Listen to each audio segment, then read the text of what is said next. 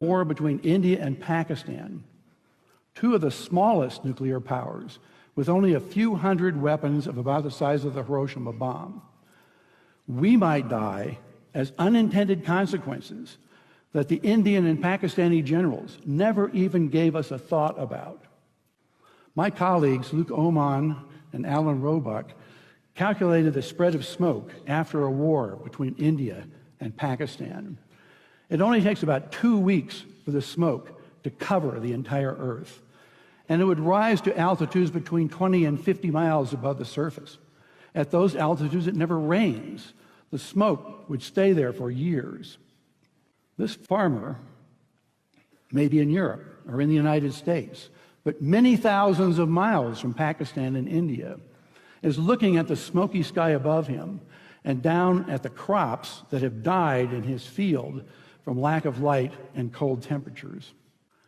It's estimated that in a war between India and Pakistan, that we would lose 10 to 40% of the yields of corn, wheat, and rice for years afterward because of the bad weather.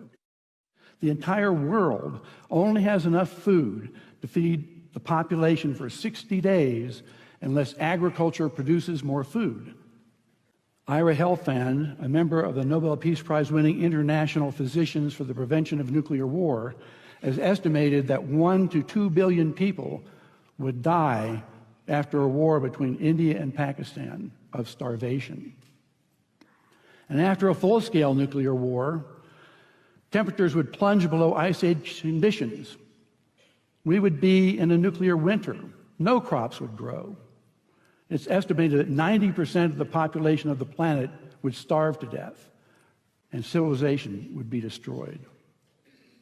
And no one would be safe. Not those in countries with no nuclear weapons, not those in countries that didn't participate in the war, and not those on the other side of the planet from where the explosions occurred.